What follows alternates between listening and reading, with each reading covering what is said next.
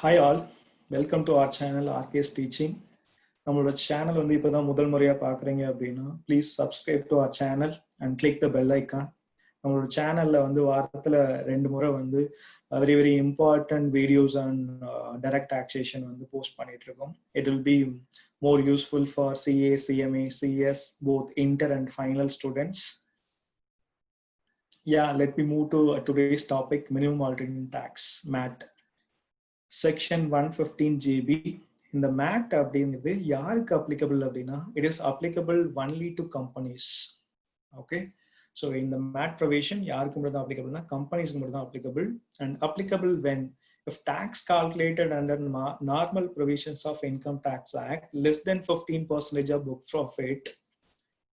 இந்த MAT வந்து எப்போ அப்ளிகபிள் அப்படின்னா உங்க நார்மல் ப்ரொவிஷன்ஸ் படி நீங்க டாக்ஸ் கால்குலேட் பண்றீங்க, அது வந்து 15% ஆஃப் புக் ப்ராஃபிட்டை விட கம்மியா இருந்துச்சு அப்படின்னா அப்போ அப்ளிகபிள்.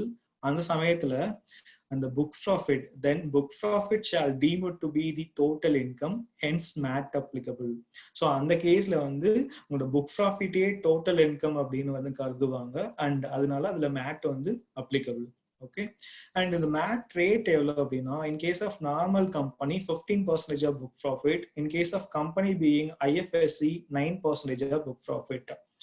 இங்க நார்மல் கம்பெனினா 15% ஆஃப் புக் ப்ராஃபிட் பே பண்ணும் அண்ட் IFSC அப்படின்னா 9% புக் ப்ராஃபிட் பே பண்ணணும். ஓகே, நம்ம AMTல பார்த்திருப்போம் அப்படின்னு என்ன பார்த்திருப்போம் அப்படின்னா 18.5% ஆஃப் அட்ஜஸ்டட் டோட்டல் இன்கம் பார்த்துருப்போம். ஓகே, நார்மலா வந்துட்டு 18.5% of adjusted total income. In case of IFSC அப்படின்னா 9% ஆஃப் அட்ஜஸ்ட் டோட்டல் இன்கம் அப்படின்னு பார்த்திருப்போம். ஒருவேளை நீங்க AMT வீடியோ பார்க்கல அப்படின்னா மேல கார்டு போடுறேன் பாருங்க.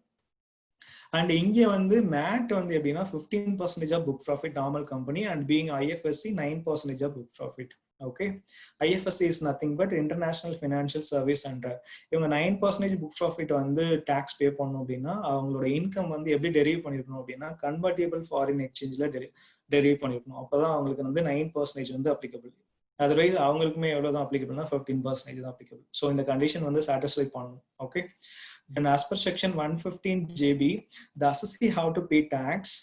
section 115JB படி ஒரு assessee வந்து எப்படி tax pay பண்ணணும் அப்படின்னா நார்மல் ப்ரொவிஷன் படி கண்டுபிடிச்ச tax அப்படி இல்லைன்னா 15% of book profit whichever is higher அது எதுவோ அது பே பண்ணணும்.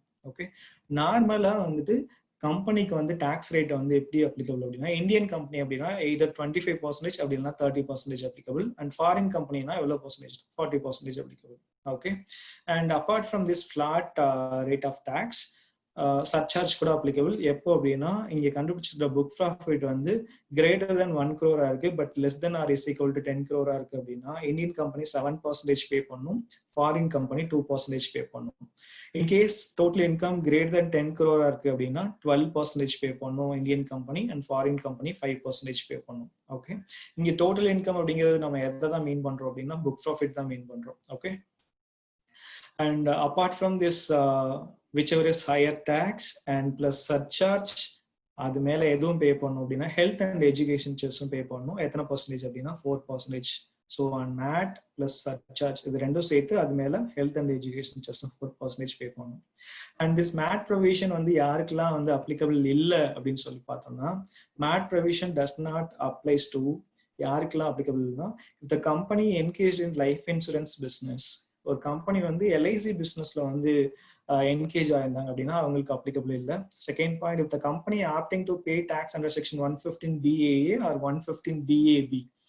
ஒரு கம்பெனி வந்து under section 115BAA or 115BAB கீழே வந்து டாக்ஸ் பே பண்றேன் அப்படின்னு சொல்லி ஆப் பண்ணியிருந்தாங்க அப்படின்னா அவங்களுக்கு MAT provision does not apply. Then third point, if the foreign company opting to pay tax under section 40B, 40BB and 40BBB A and 40BBB இந்த section கீழே ஒரு ஃபாரின் கம்பெனி வந்து டாக்ஸ் பே பண்றதா ஆட் பண்ணியிருந்தாங்கன்னா அவங்களுக்கு MAT provision does not apply. Then fourth point, a foreign company which do not have permanent establishment in India having DTAA. ஒரு foreign company அவங்களுக்கு இந்தியாவில் வந்து பெர்மனன்ட் எஸ்டாப்ளிஷ்மெண்ட் இல்லை பட் இந்தியன் கண்ட்ரி அந்த ஃபாரின் கண்ட்ரியோட DTAA வச்சிருக்காங்க. DTAA is nothing but double taxation avoidance agreement இருக்கு அப்படின்னா அவங்களுக்கும் இந்த MAT provision applicable இல்லை. And last point, a foreign company which do not require to register under Companies Act 2013 even though no DTAA. ஒரு foreign company under companies act companies act 2013 கீழே register பண்ண தேவையில்லைன்னு சொல்லியிருக்காங்க அப்படின்னா அந்த கம்பெனிஸ்க்கு வந்து மேட் ப்ரொவிஷன் அப்ளை ஆகாது. ஈவன் தோ நோ டிடிஏ இல்லைன்னா கூட பரவாயில்ல, அவங்களுக்கும் அப்ளிகபிள் இல்லை. ஓகே, இந்த next steps involve to calculate tax liability under MAT. இந்த மேட் ப்ரொவிஷன்ஸ் கீழே மேட் கால்குலேட் பண்றதுக்கு என்னென்ன ஸ்டெப்ஸ்லாம் வந்து ஃபாலோ பண்ணும் அப்ரோச் பண்ணும் அப்படின்னா, ஃபர்ஸ்ட் ஸ்டெப் என்ன ஸ்டெப் அப்படின்னா, compute total income as per the normal provisions of income tax act. Normal provisions படி நீங்க நார்மலா ஒரு டோட்டல் இன்கம், கம்பெனியோட டோட்டல் இன்கம் கால்குலேட் பண்ணுங்க. செகண்ட், கால்குலேட் பண்ண நார்மல் டோட்டல் இன்கம்ல டாக்ஸ் லைபிலிட்டி வந்து கால்குலேட் பண்ணுங்க. Second step. தென் மூணாவது ஸ்டெப், மேட் ப்ரொவிஷன்ல அண்டர் செக்ஷன் 115 JB கீழே சொல்லப்பட்டிருக்கிற மாதிரி புக் ப்ராஃபிட் கால்குலேட் பண்ணுங்க. இது மூணாவது ஸ்டெப். அண்ட் நாலாவது ஸ்டெப், கண்டுபிடிச்சிருக்கிற புக் ப்ராஃபிட்ல மேட் பர்சன்டேஜ் அப்ளை பண்ணுங்க. எத்தனை பர்சன்டேஜ்? 15% ஆஃப் புக் ப்ராஃபிட் அதை அப்ளை பண்ணுங்க. ஸோ இது நாலாவது step. Then fifth step, compare step 2 and step 4. Higher amount shall be taxable under section 115 JB. So step 2ல கண்டுபிடிச்ச amount and step 4ல கண்டுபிடிச்ச amount, இதுல whichever is higher எதுன்னு பார்த்து அதுதான் நீங்க under section 115 JBல பே பண்ணும் tax liability, tax payable.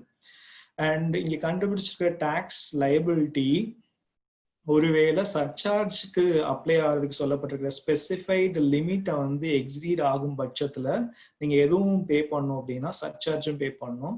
For example, உங்களோட book profit greater than 1 crore இருக்கு அண்ட் லெஸ் தென் 10 crore இருக்கு அப்படின்னா, ஃபாரின் கம்பெனிக்கு வந்து இந்தியன் கம்பெனி வந்து 7%, foreign company 2%, and more then 10 crore இருக்கு அப்படின்னா இங்க இந்தியன் கம்பெனி 12%, அங்க ஃபாரின் கம்பெனி 5% இப்படி பே பண்ணணும். ஸோ இங்கே ஆல்ரெடி அதுக்கு தான் வந்து உங்களுக்கு ஞாபகம் இருக்கணும்னு சொல்லி இங்கே கொடுத்துருக்கேன். உங்களுக்கு கண்டுபிடிச்ச அமௌண்ட் இந்தியன் கம்பெனினா மோர் தென் 1 crore, லெஸ் தென் 10 crore அப்படின்னா 7.2, அண்ட் மோர் தென் 10 crore அப்படின்னா 12.5.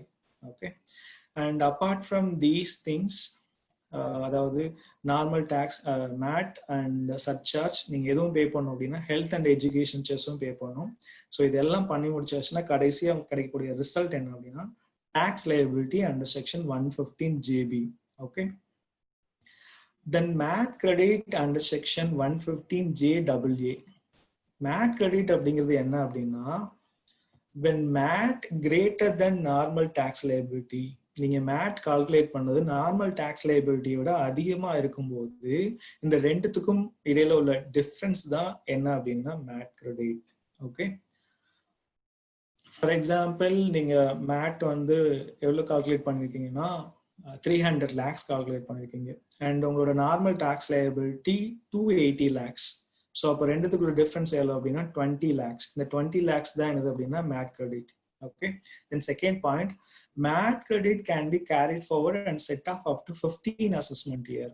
இந்த நமக்கு கிடைச்ச மேட் கிரெடிட்டை நீங்க அந்த வருஷம் யூஸ் பண்ணாம அதுல இருந்து 15 அசஸ்மெண்ட் இயருக்கு கேரி ஃபார்வர்ட் பண்ணி செட் அப் பண்ணிக்கலாம். அண்ட் இந்த MAT credit can be set off in the year in which normal tax liability is greater then MAT. இந்த மேட் கிரெடிட்டை எப்போதான் நீங்க செட் ஆஃப் பண்ணிக்க முடியும் அப்படின்னா உங்களோட normal tax liability greater then மேட்டா இருந்தா மட்டும்தான், அந்த சமயத்தில் மட்டும்தான் நீங்க என்ன பண்ணிக்க முடியும்னா செட் அப் பண்ணிக்க முடியும். And fourth point, MAT credit can be utilised to the extent of normal tax liability exceeds MAT. Okay, இந்த மேட் கிரெடிட் எவ்வளவு தூரத்துக்கு தான் நீங்க யூட்டிலைஸ் பண்ணிக்க முடியும் அப்படின்னா normal tax liability exceeds MAT. For example, நீங்க ஒரு 2 வருஷம் கழிச்சு நீங்க ஆல்ரெடி இந்த கேஸ்ல இதுக்கு முன்னாடி சொன்ன எக்ஸாம்பிள்ல உங்க கையில வந்துட்டு எவ்வளவு இருக்குன்னா மேட் கிரெடிட் 20 lakhs இருக்கு. ஓகே, நீங்க ஒரு 2 வருஷம் போயிடுச்சு, அதுக்கப்புறம் 3வது வருஷத்துல உங்களோட நார்மல் டாக்ஸ் லைபிலிட்டி எதை விட எக்ஸிட் ஆயிடுச்சுன்னா மேட்டை விட எக்ஸிட் ஆயிடுச்சு. ஃபார் எக்ஸாம்பிள், உங்களோட நார்மல் டாக்ஸ் லைபிலிட்டி வந்து 300 lakhsன்னு வச்சுப்போம் அண்ட் உங்களோட மேட் வந்து 250 lakhsன்னு வச்சுப்போம். அப்போ உங்களோட நார்மல் டாக்ஸ் லைபிலிட்டி மேட்டை விட எவ்வளவு அதிகமா இருக்குன்னா 50 lakhs அதிகமா இருக்கு. இந்த கேஸ்ல நீங்க இதுக்கு முன்னாடி 2-3 வருஷத்துக்கு முன்னாடி உங்க கையில இருந்த அந்த மேட் கிரெடிட்டை கேரி ஃபார்வர்ட் பண்ணி நீங்க இங்க செட் அப் பண்ணிக்கலாம். 50 lakhs இருக்கு இல்லையா, நீங்க ஆக்சுவலா இங்க வந்துட்டு உங்களோட normal tax liability 300 lakhs, MAT வந்து 250 lakhs, ரெண்டுக்குள்ள டிஃபரன்ஸ் வந்து 50 lakhs. இந்த 50 lakhs வரைக்கும் தான் உங்களால என்ன பண்ணிக்க முடியும் அப்படின்னா மேட் கிரெடிட் எடுத்துக்க முடியும். அண்ட் ஆல்சோ உங்களோட மேட் கிரெடிட் கையில் எவ்வளவுதான் இருக்கு அப்படின்னா 20 lakhs தான் இருக்கு, அதை எடுத்துக்கலாம். இன்கேஸ் 20 lakhs பதிலாக 60 lakhs இருக்குன்னா 60 lakhs எடுத்துக்க முடியாது, எவ்வளவுதான் எடுத்துக்க முடியும்னா 50 lakhs தான் எடுத்துக்க முடியும். கிளியரா?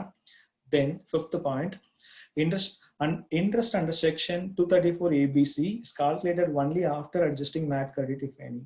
இந்த interest under section 234 ABC calculate பண்ணுவோம். எப்போதான் கால்குலேட் பண்ணணும்னா மேட் கிரெடிட் ஏதாவது இருந்துச்சு அப்படின்னா அதை அட்ஜஸ்ட் பண்ணதுக்கு அப்புறமா தான் என்ன பண்ணணும்னா இந்த interest under section 234 ABC calculate பண்ணணும். Okay. Then preparation of profit and loss account. இங்க அண்டர் மேட்ல இந்த ப்ராஃபிட் அண்ட் லாஸ் அக்கௌண்ட் கீழே தான் அவர் வந்து என்ன பண்ணிருக்கணும் அப்படின்னா அசஸியை வந்து ப்ராஃபிட் அண்ட் லாஸ் அக்கௌண்ட் வந்து ப்ரிப்பேர் பண்ணிருக்கணும். ஐ மீன் every SSE being a company shall prepare its statement of profit and loss account for the relevant previous year as per schedule 3 of the Companies Act 2013. Every SSE அந்த SSE கம்பெனியா இருக்கும் பட்சத்துல அவங்களோட statement of profit and loss account prepare பண்ணும். எதுல சொல்லப்பட்டிருக்கிறபடி prepare பண்ணணும் அப்படின்னா schedule 3 of the companies act 2013ல சொல்லப்பட்டிருக்கிறபடி ப்ரிப்பேர் பண்ணியிருக்கணும். ஓகே. ஒருவேளை அந்த கம்பெனி வந்து பேங்கிங், எலக்ட்ரிசிட்டி அண்ட் இன்சூரன்ஸ் கம்பெனியா இருந்துச்சுன்னா அவங்களுக்கு as per their own act, அவங்க ஆக்ட் படி என்ன பண்ணிருக்கு, அந்த ஆக்ட்ல என்ன சொல்லியிருக்காங்களோ அதுபடி வந்து என்ன பண்ணணும் அப்படின்னா இந்த ப்ராஃபிட் அண்ட் லாஸ் அக்கௌண்ட் வந்து ப்ரிப்பேர் பண்ணணும். This is very very important. Okay. Then computation of book profit. இந்த மேட் டாபிக்லயே வந்து ஒரு கொஞ்சம் பெரிய கொஞ்சம் இம்பார்ட்டண்டான ஒரு டாபிக், ஒரு பார்ட் வந்து எது அப்படின்னா இந்த கம்ப்யூட்டேஷன் ஆஃப் புக் ப்ராஃபிட் தான். Because it involves more steps. நிறைய பாயிண்ட்ஸ் வந்து ஆட் பண்ணும், நிறைய பாயிண்ட்ஸ் வந்து லெஸ் பண்ணும். பட் இதை கொஞ்சம் கவனம் செலுத்தி நம்ம அதை புரிஞ்சுக்கும் பட்சத்துல வந்து ஈஸி தான். அண்ட் என்னை பொறுத்த முடியும் நான் சொல்லணும் அப்படின்னா இந்த ஃபார்மேட் இருக்குல்லையா, இந்த ஃபார்மேட் அப்படியே மனப்பாடம் பண்ணிக்கலாம். மனப்பாடம் பண்ணி ஈஸியாக புரிஞ்சு வச்சுக்கிட்டோம் அப்படின்னா we can easily compute book profit and apply MAT. Okay, so computation of book profit என்ன எங்க எதுல சொல்லிருக்காங்கன்னா எக்ஸ்பிளேஷன் டு செக்ஷன் 115 JB ல சொல்லிருக்காங்க. ஃபர்ஸ்ட் நம்ம புக் ப்ராஃபிட் கால்குலேட் பண்றதுக்கு ஃபர்ஸ்ட் பாயிண்ட் பேஸா எதை எடுத்துக்கணும் அப்படின்னா net profit as per P&L account as per Companies Act 2013 எடுத்துக்கணும். ஓகே. அதுல ஒரு சில பாயிண்ட்ஸ் எல்லாம் ஆட் பண்ணணும். ஃபர்ஸ்ட் ஆட் பண்ற பாயிண்ட்ஸ் எல்லாம் பார்க்கலாம். Add first point, income tax paid provisions includes interest and dividend distribution tax, surcharge, cess, இது எல்லாமே வந்துட்டு ஆட் பண்ணும். ஓகே. But not penalty. இங்க ஆக்சுவலா ஸ்பெல்லிங் மாறி இருக்கு, பெனால்டி ஆக்சுவலா இது. ஸோ நீங்க first net profit as per P&L account கூட எதை ஆட் பண்ணும் அப்படின்னா income tax paid or provisions, இது எல்லாமே வந்து கணக்குல கொடுக்கப்பட்டிருந்துச்சுன்னா சொல்றேன், கொடுக்கப்பட்டிருந்துச்சுன்னா நீங்க இதான் ஆட் பண்ணணும். Okay. Then second point, dividend paid and proposed. Dividend paid ஆனாலும் சரி, proposed ஆனாலும் சரி ஆட் பண்ணும். And third point, any amount transfer to any reserve. நல்லா ஞாபகம் வச்சுக்கோங்க. Any amount transfer to any reserve. எந்த any reserve transfer பண்ணியிருந்தாலும் அதையும் ஆட் பண்ணணும். Then losses of subsidiary company and provisions. Subsidiary companyயோட losses, அந்த lossesக்கு ஏதாவது provision create பண்ணியிருந்தாங்கன்னா அதை ஆட் பண்ணணும். Then fifth point, provision for unascertained liability and contingent liability. Unascertained liability ko இல்ல contingent liability ko நீங்க ஏதாவது provision ஏற்படுத்தி வச்சிருந்தீங்கன்னா அதை ஆட் பண்ணும். And sixth point, expenses for earning income under section 10, 11 and 12 except section 1038. நீங்க ஒரு இன்கம் ஒரு எக்ஸ்பென்ஸ் பண்றீங்க, என்ன இன்கம் ஏர்ன் பண்றதுக்குன்னா அண்டர் செக்ஷன் 10, 11, 12 சொல்லப்பட்ட இன்கம் ஏர்ன் பண்றதுக்கு நீங்க ஒரு எக்ஸ்பென்ஸ் பண்றீங்க அப்படின்னா எக்ஸ்பென்ஸ் பண்ணிருக்கீங்க அப்படின்னா அந்த எக்ஸ்பென்ஸை ஆட் பேக் பண்ணும்.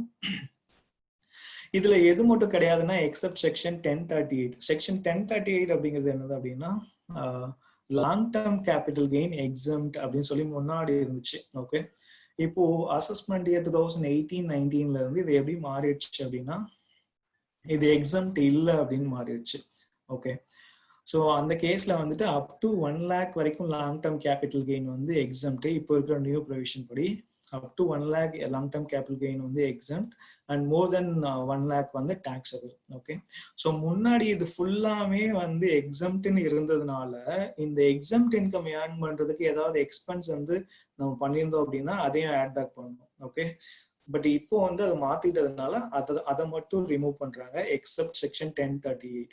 ஸோ கிளியரா தெளிவா புரிஞ்சுக்கணும்னா என்னன்னா ஒரு எக்ஸம்ட் இன்கம் ஏர்ன் பண்றதுக்கு நீங்க ஏதாவது எக்ஸ்பென்ஸ் ஏட் பண்ணிருந்தீங்க அப்படின்னா அந்த எக்ஸ்பென்ஸை வந்து என்ன பண்ணணும்னா ஆட் பேக் பண்ணணும். ஓகே.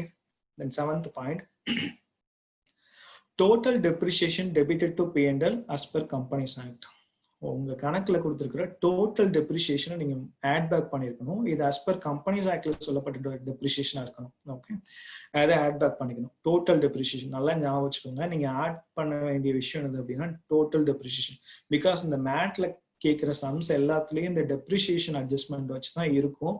ஸோ அதனால நம்ம ஆட் பண்ண வேண்டிய விஷயத்துல எதை ஆட் பண்ணணும் அப்படின்னா total depreciation as per companies act என்னவோ அதை ஆட் பண்ணிடணும்.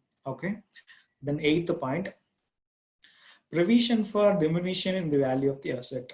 ஏதாவது ஒரு அசட்டோட வேல்யூ வந்து கம்மியாயிடும் அப்படின்னு நினைச்சு அதுக்கு ப்ரொவிஷன்ஸ் வந்து நீங்க ஏற்படுத்தி வச்சிருந்தீங்க அப்படின்னா அதை ஆட் பண்ணணும். For example, provision for bad and doubtful debts, permanent decrease in the value of investments, இதை வந்து என்ன பண்ணணும், ஆட் பேக் பண்ணணும். The 9th point, balance in revaluation reserve and retirement of disposal of asset if not credited to P&L. நல்லா ஞாபகம் வச்சுக்கோங்க. உங்களோட revaluation reserve create பண்ணிருக்கீங்க எதுக்கு அப்படின்னா and retirement of disposal of asset create பண்ணிருக்கீங்க அப்படின்னா இது ஒருவேளை உங்களோட P&L அக்கௌண்ட்ல கிரெடிட் பண்ணல அப்படின்னா இப்போ மறுபடியும் என்ன பண்ணணும்னா ஆட் பேக். கிரெடிட் பண்ணியிருந்தோம்னா என்ன அர்த்தம், அது ஆல்ரெடி இன்கம்னு அர்த்தம். இப்போ ஒருவேளை கிரெடிட் பண்ணல அப்படின்னா மறுபடியும் அதை இன்கமா கருதுறதுக்கு நம்ம ஆட் பேக் பண்ணிக்கிறோம். Okay, then point 10th point, deferred tax liability and provisions. deferred tax liability ஏதாவது காமிச்சிருந்தீங்க உங்க books of accounts அப்படின்னா அது அதோட provision add back பண்ணும். Then 11th point, expenses related to share in the income of AOP and BOI. Expense வந்து ஒரு expense பண்ணிருக்கீங்க. அந்த எக்ஸ்பென்ஸ் வந்து எதுக்காக பண்ணிருக்கீங்கன்னா share in the income of AOP BOI பண்ணிருக்கீங்க அப்படின்னா அதை ஆட் பேக் பண்ணிக்கணும். பிகாஸ் என்ன அப்படின்னா இந்த share in the income of AOP BOI is exempt in the hands of recipient, that is member. ஏன்னா AOP BOI பே பண்ணிடுவாங்க. ஓகே, ஸோ அதனால அதுக்கு பண்ணிருக்கிற எக்ஸ்பென்சஸ் ஏதாவது இருந்துச்சுன்னா அதையும் நீங்க என்ன பண்ணிக்கணும்னா ஆட் பேக் பண்ணிக்கணும். Okay, sorry. Then 12th point, expenses related to income of foreign company from capital gain on securities or interest, royalty, fees for technical services if the rate of on above income is less than 15%. Sorry. So ஒரு expense பண்ணியிருக்கீங்க. அந்த expense வந்து எதுக்காக பண்ணியிருக்கீங்கன்னா ஒரு income of or foreign company. அந்த foreign கம்பெனியோட income எப்படி வந்துச்சு அப்படின்னா கேபிட்டல் கெயின் ஆன் செக்யூரிட்டிஸ், அப்படி இல்லைன்னா interest, royalty, fees for technical service, இது மூலமா வரப்போற இன்கம்க்கு எக்ஸ்பென்ஸ் பண்ணியிருந்தீங்க அப்படின்னா அதையும் ஆட் பேக் பண்ணிக்கணும். இப்போ கண்டிஷன் என்ன அப்படின்னா the rate on the above income is less than 15% அப்படின்னா.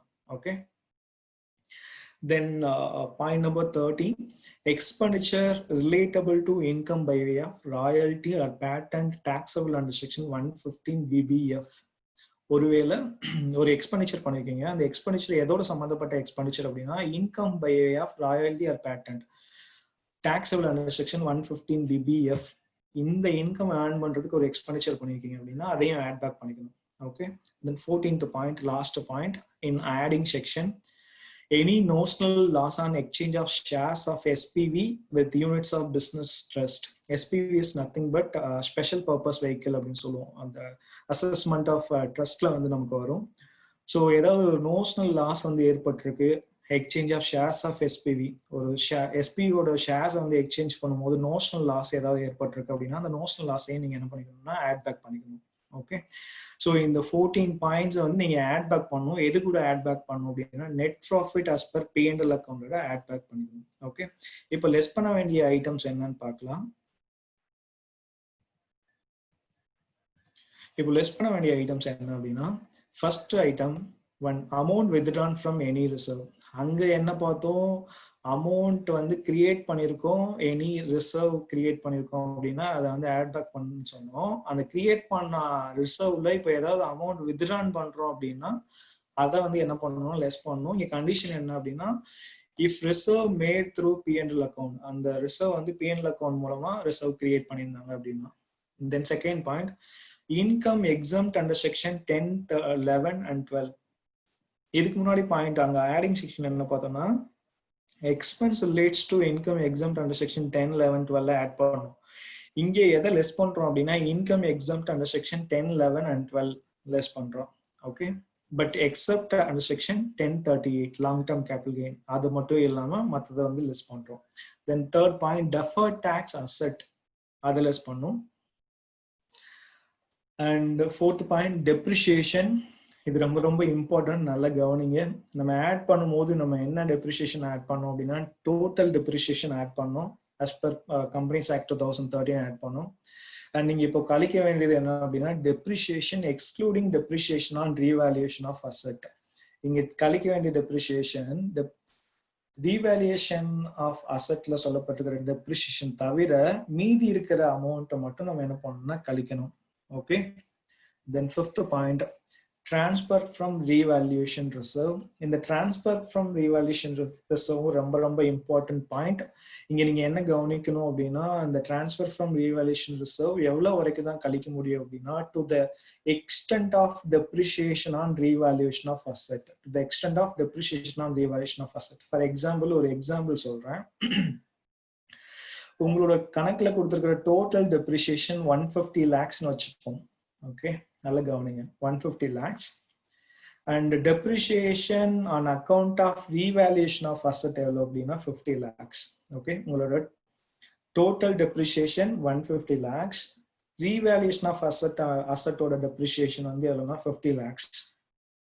ஓகே, இப்போ நீங்க டிரான்ஸ்ஃபர் பண்றீங்க ஒரு amount transfer from revaluation reserve பண்றீங்க அப்படின்னா அது எவ்வளவு தூரம் தான் நீங்க லெஸ் பண்ண முடியும்னா ஃபார் எக்ஸாம்பிள் நீங்க டிரான்ஸ்ஃபர் பண்ண அமௌண்ட் வந்து 45 lakhs இருக்குன்னு வச்சுக்கோங்க.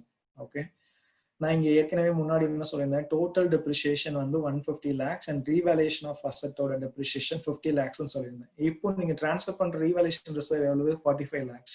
இது எது உள்ள இருக்கு? அந்த 50 lakhs உள்ள இருக்கு. ரீவேல்யூஷன் ஆஃப் அசெட் டெப்ரிசியேஷன் இருக்கு இல்லையா, அது உள்ள இருக்கு 45 lakhs. ஸோ பரவாயில்ல, நீங்க என்ன பண்ணிக்கலாம் லெஸ் பண்ணிக்கலாம்.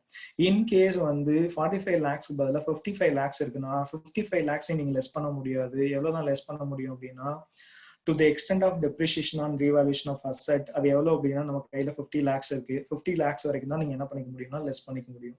புரியுதா? Okay. Then sixth point, income must share in the income of AOB BOI. ஒரு இன்கம், அந்த இன்கம் எப்படி இருக்குன்னா share in the income of AOP BOI இருக்குன்னா அதை லெஸ் பண்ணிடணும். பிகாஸ் அதுக்கு யார் ஆல்ரெடி பே பண்ணியாச்சு, ஏஓபி பிஓஐ டாக்ஸ் பே பண்ணியாச்சு. இப்போ மெம்பர் கையில ஐ மீன் அந்த கம்பெனி கையில வந்து டாக்ஸபிள் கிடையாது. Okay, company one of the member and okay. Then seventh point, income of foreign company from capital gain on securities or interest royalty fees for technical services if the rate on above income is less than 15%. அங்க பார்த்தோம் இந்த சொல்லப்பட்டிருக்கிற income சம்பந்தமா ஏதாவது expense பண்ணியிருந்தோம்னா அதை add பண்ணணும்னு பார்த்தோம். இங்க லெஸ் பண்ணணும்னு பாக்குறோம். எதை லெஸ் பண்ணணும் அப்படின்னா இன்கம் ஆஃப் ஃபாரின் கம்பெனி. இந்த இன்கம் எது மூலமா வந்துச்சு அப்படின்னா capital gain on securities or interest or royalty fees for technical services, இது மூலமா இந்த இன்கம் வந்துச்சு. அண்ட் இந்த இன்கம்க்கு வந்து இவங்க பே பண்ண வேண்டிய ரேட் வந்து எப்படி இருக்கு அப்படின்னா லெஸ் தென் 15% இருக்கு அப்படின்னா இந்த சொல்லப்பட்டிருக்கிற இன்கம் வந்து நம்ம லெஸ் பண்ணிக்கலாம். Okay.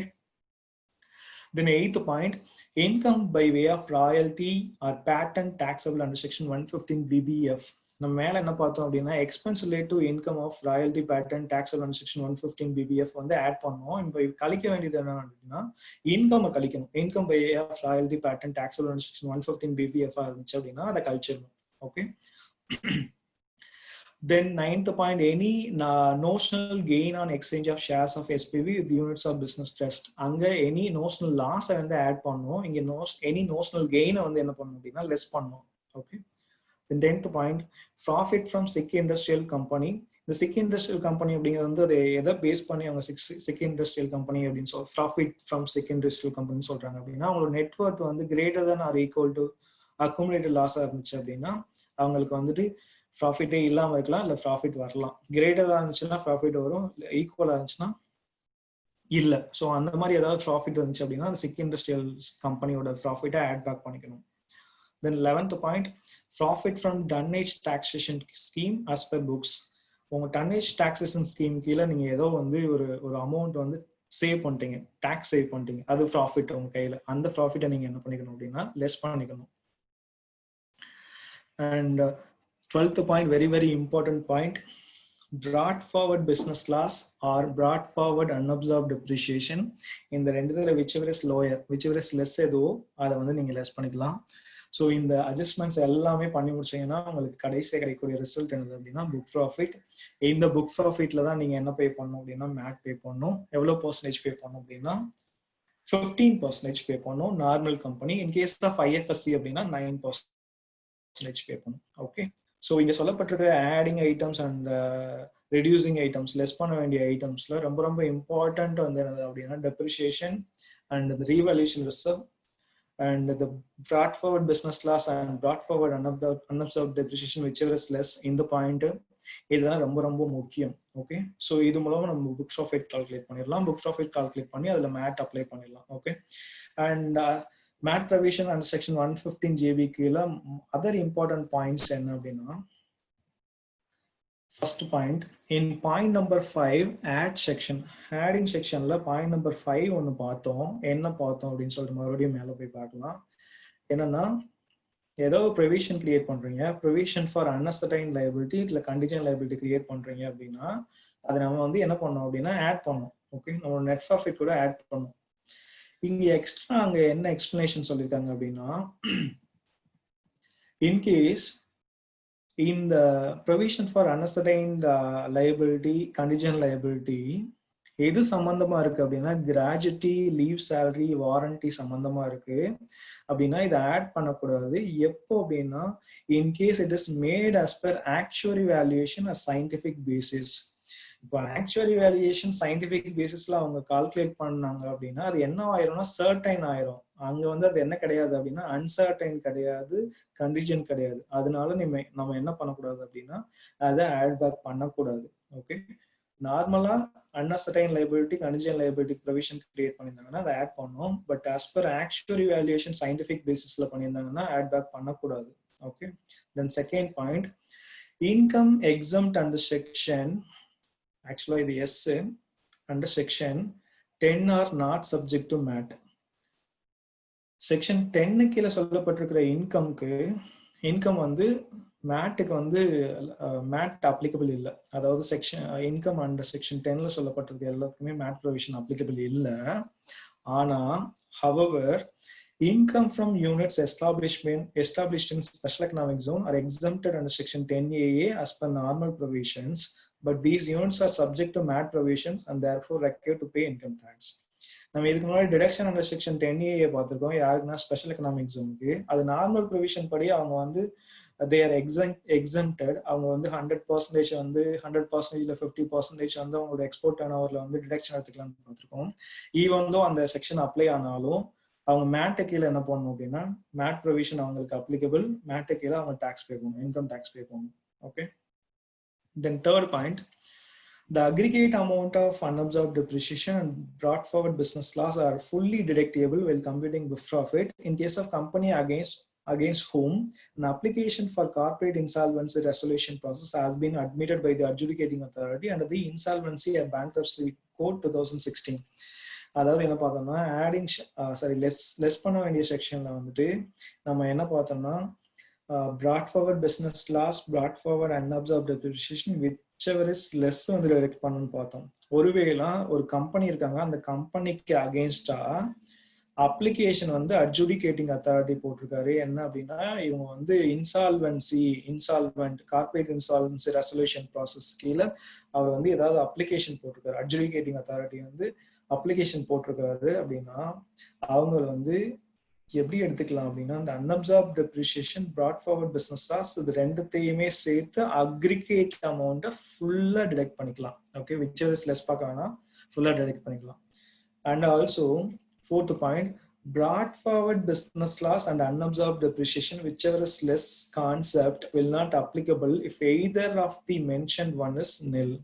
But brought forward business loss, unabsorbed depreciation whichever is less வந்து டிடெக்ட் பண்ணிக்கலாம்னு சொல்லி நம்ம பார்த்துக்கோம். லெஸ் பண்ண வேண்டிய செக்ஷன்ல பார்த்துக்கோம். லாஸ்ட் பாயிண்டா இந்த கான்செப்ட் வந்து அப்ளை ஆகாது. எப்போ அப்ளை ஆகாது அப்படின்னா இந்த brought forward business loss-ஓ இல்லை unabsorbed depreciation-ஓ இந்த ரெண்டுத்துல ஏதாவது ஒன்று வந்து நில்லா இருந்துச்சுன்னா அங்க whichever is less அப்படிங்கிற கான்செப்ட் அப்ளை ஆகாது. Okay, then fifth point, income that are taxed at the rate less than 15% shall not be form part of book profit, hence shall not be subject to MAT. எந்தெந்த இன்கம்க்குலாம் வந்து tax rate வந்து 15% இருக்கோ அதெல்லாம் book profit கீழே வந்துட்டு நம்ம consider பண்ணக்கூடாது. அதனால மேட் ப்ரொவிஷன் அப்ளை ஆகாது. Okay. Then under MAT special provisions are applicable for Ind AS compliant companies. Under மேட்ல Ind AS compliant companiesக்கு வந்து தனியான ப்ரொவிஷன்ஸ்லாம் இருக்கு அப்படின்னு சொல்லியிருக்காங்க. Okay. So these are the very very important points which relates to MAT, minimum alternate tax under section 115 GB. Okay. So இந்த mat வந்து இந்த நான் ஏற்கனவே சொன்னதுபடி இந்த கம்ப்யூட்டேஷன் ஆஃப் புக் ப்ராஃபிட் அப்படிங்கிற ஏரியா தான் வெரி வெரி இம்பார்ட்டன்ட். இதை வந்து நீங்க நல்லா ஞாபகம் வச்சுக்கிட்டீங்க, மெமரைஸ் பண்ணிக்கிட்டீங்க அப்படின்னா ஈஸியாக புக் ப்ராஃபிட் கால்குலேட் பண்ணிடலாம். புக் ப்ராஃபிட் கால்குலேட் பண்ணதுக்கு அப்புறமேட்டு நீங்க மேட் அப்ளை பண்ணலாம்.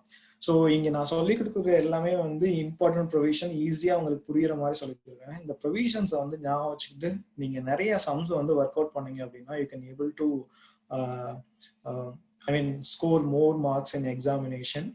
ஸோ அதனால நிறைய சம்ஸ் வந்து ஒர்க் அவுட் பண்ணி பாருங்க. So I think that's how today's topic. இதுதான் நான் சொல்லணும்னு நினைச்சது under minimum alternate tax section 115 GB. இது ரொம்ப ரொம்ப இம்பார்ட்டன்ட் சாப்டர். இது வந்து ஸ்கிப் பண்ணக்கூடாது. ரொம்ப ஈஸியான சாப்டர்னு கூட சரியான முறையில் அப்ரோச் பண்ணீங்க அப்படின்னா. ஸோ அதனால இந்த வீடியோ மூலமா நான் சொன்ன விஷயம் வந்து உங்களுக்கு எல்லாத்துக்கும் புரிஞ்சிருக்கும் அண்ட் பிடிச்சிருக்கும்னு நினைக்கிறேன். பிடிச்சிருந்துச்சு அப்படின்னா நீங்க இந்த வீடியோக்கு லைக் பண்ணுங்க. அதனாலும் இந்த வீடியோ வந்து ஷேர் பண்ணுங்க. வேற யாருக்காவது யூஸ்ஃபுல்லா இருக்கும் அப்படின்னா ஷேர் பண்ணுங்க. அதனாலும் வந்து நான் என்ன நினைக்கிறேன் அப்படின்னா நம்ம வந்து ஒரு இன்ட்ராக்டிவ் பண்ணி கொண்டு போற மாதிரி இருக்கணும் அப்படின்னு நினைக்கிறேன். பட் இந்த யூடியூப் மூலமா வீடியோ அப்லோட் பண்றதுனால இது மேபி வந்து அந்த சான்சஸ் வந்து கம்மியா இருக்கு. But still we can create. எப்படி அப்படின்னா உங்களுக்கு என்ன டவுட் இருந்தாலும் சரி, என்ன கொரி இருந்தாலும் சரி, இல்லை என்ன ரெக்வெஸ்ட் இருந்தாலும் சரி, நீங்க அதை கமெண்ட் லீவ் பண்ணுங்க. நான் அதை பார்த்துட்டு உங்களுக்கு வந்து ரிப்ளை பண்றேன். And I want make it very very useful for your understanding and also scoring more marks in your examination. Okay. And இன்னொரு யூஸ்ஃபுல்லான வீடியோல வந்து மறுபடியும் சந்திப்போம். Thank you so much. See you again. Bye.